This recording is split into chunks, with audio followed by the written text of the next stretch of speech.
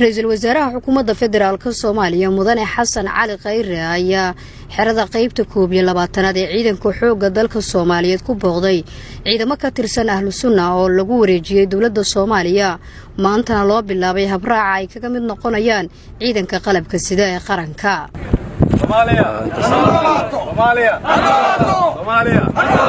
adawga ummadda Soomaaliyeed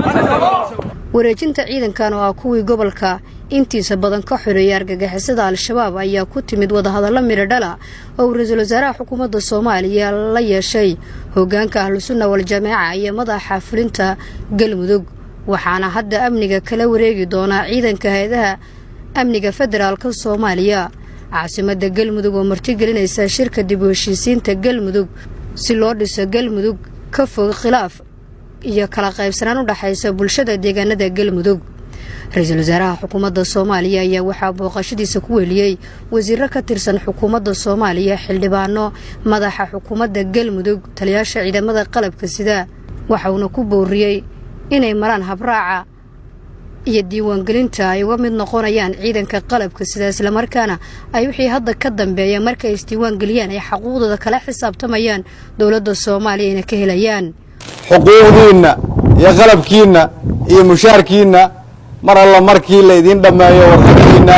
taliyaad kula xisaabtamaysaan hadaad fooyisaan aniga ii soo sheega ballanteenu waa galmudug oo nabada dawlad Soomaaliyeed oo mida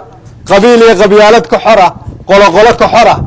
aan soo celino sharaftii ay lahayd xarada 22aad madaxa xukuumadda galmudug Sheekh Maxamed Shaakir Cali Xasan ayaa xuseen ciidamadana yihiin kuwa u diyaarsan difaaca dadka iyo dalka Soomaaliyeed waxa aan wada sugayno waxa weeye in isku duubni la muujiyo cadawga ummadda Soomaaliyeed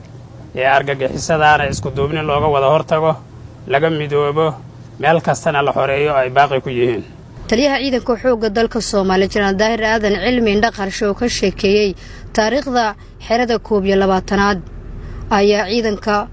kula dardaarmay in looga baahan yahay inay noqdaan kuwa sameeya taariikh wanaagsan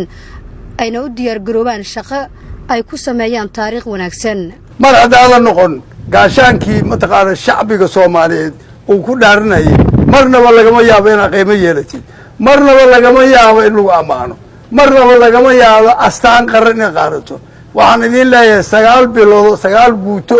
ama 4 guuto oo kamida bilad qalin la sii bilad qalinka wax lagu sii waa garan kartaan meeqa qaybood oo ciidanka xoog dalka Soomaaliyeed baa jiray oo ka dagaalamay waxay muujiyeen wadaninimo waxay muujiyeen geesinimo waxay muujiyeen wadan jacayl waxaan idinku boorinayaa marka qaybta 22aad lagu yaqiinay inaad la timaadaan inaad muujisaan ummadda Soomaaliyeed gaashaankeedii inaad tihiin geesiyaashii shalay iyo geesiyaashii maanta labadaba kuwii shalayna idinku ah kii maantana idinka ah ra'iisul wasaaraha xukuumadda federaalka Soomaaliya mudane Xasan Cali Khayr oo ciidanka la hadlay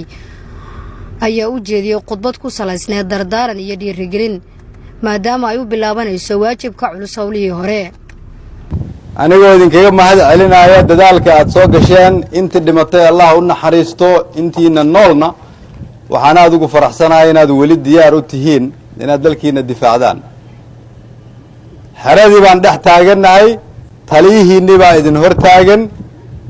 dawladdii baa idin timid diyaar ma u tihiin inaad ku biirtaan ciidamada xoogga dalka Soomaaliyeed diyaar ma u tihiin in la idin qarameeyo